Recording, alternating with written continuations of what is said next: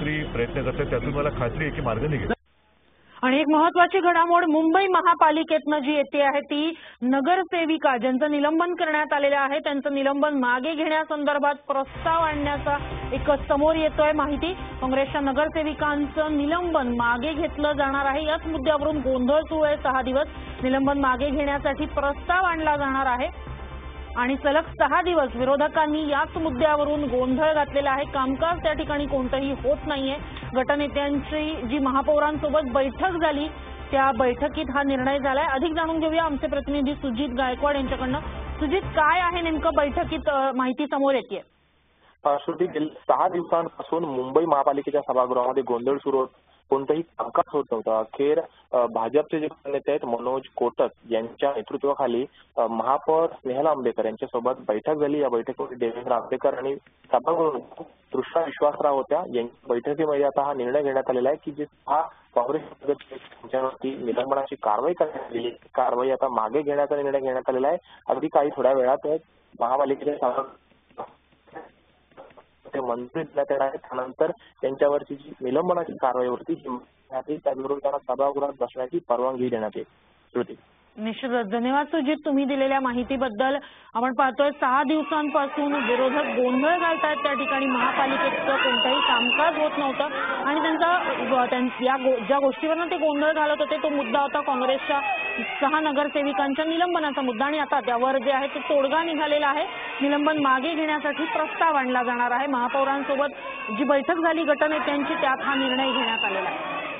महापौरांनी आज 6व्या दिवशी सुद्धा विरोधकांनी सभागृहात गोंधळ घातलेला होता. महापौरांनी लाल दिवा वापरू नये अशी मागणी करत विरोधकांनी हा गोंधळ घातला.